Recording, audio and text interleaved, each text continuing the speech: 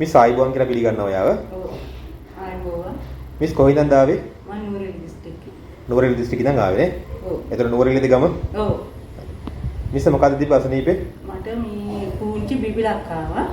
මේ මොකද මං හිතුවේ මේ මම දන්නේ මොකක්ද කියලා මං හිතුවේ টয়ලට් වලින් ආවා කියලා. පෙටිකාර ගත්ත මේක මට හැදුනේ මේ ගිය අවුරුද්දේ මාර්තු මාසේ ඉඳලා. මේ අවුරුද්දේ මාර්තු මාසේ ඉඳලා මේ කිසිම පෙටිකාරයක් ගත්ත හොඳ නැහැ. මට එච්චර මුදලකුත් ගියා මහත්තයා මේ එච්චරම හොඳ උන්නේ නැහැ. පස්සේ මේ කහනවා මගේ ඇඟ පුරාම ගිහින් හිටියා මූණට ආවා. මූණට ආවට පස්සේ තමයි මම බය වුනේ. ආයි කියන්නේ ඔබතුමියගේ ඇගේ හැදිලා තිබිලා ඊට පස්සේ මූණටත් පැකිලුණා නේද? ඊට පස්සේ තමයි මම ඇත්තටම මට ඒක හිතා ගන්න බෑ හැමෝම ඇහුවා ඇයි කියලා මටත් ලෙඩ යන්ත්‍ර ගන්න බැරි වුණා.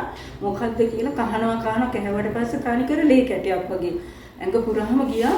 ඊට පස්සේ බලනකොට සර්ගේ මේක ඇට් එක දාලා තිබ්බා. ඊට පස්සේ තමයි හොයාගන්න මෙච්චර දුර ඔබතුමිය ප්‍රතිඵල දැන් ලැබිලා තියෙන්නේ. ඔබතුමිය කොහොමද මේ ආන්න හෙල්ත් එක ගැන දැනගත්තේ? මේකේ Facebook එකෙන් දැනගත්තා. මේ සර් දාලා තිබ්බා. ඒ කියන්නේ ඔබතුමියට තියෙන්නේ ටීනියා කියලා දැනගත්තේ කොහොමද? කලින් ප්‍රතිකාරය සර් දාලා තිබ්බා. ඒ වගේම තමයි මගේ ලෙඩේ.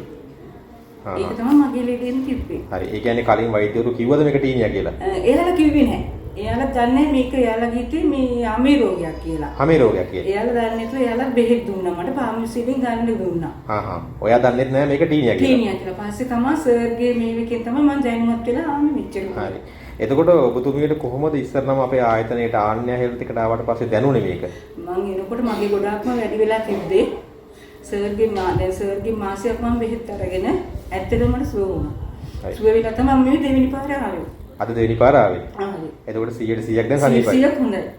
මේකෙන් මම දැනුවත් මේ ළමයි කැම්පස් ළමයි ස්විනට් කරගෙන තියෙනවා. ඒ කියන්නේ නුවරඑළිය දිස්ත්‍රික්කයේ ළමෙක් සියදී නසාගෙන තියෙනවා ටීනියා රෝගය නිසා නේද? කැම්පස් ළමෙක් මට හරිම දුකයි මේක දැනුවත් වෙලා නැහැ. මේ ડોක්ටර්ස්ලා කියලා දෙනවා මේක හොඳ කරන්න බෑ කියලා. මේ හරි දුකයි. ඉතින් මේ මට නම් හරිම දුකයි මේ මට ඒ ළමයාව බේර ගන්න බැරි වුණා.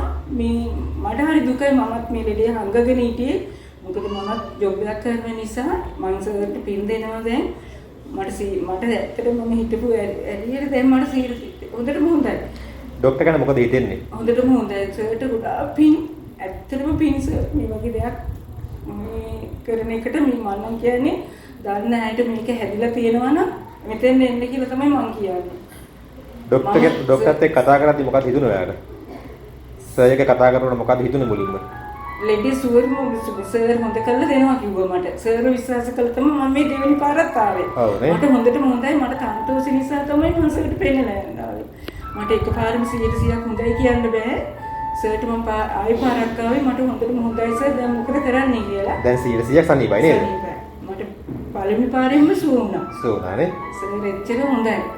මම කියන්නේ දාන්න කට්ටියට එන්න කියලා මෙතනද.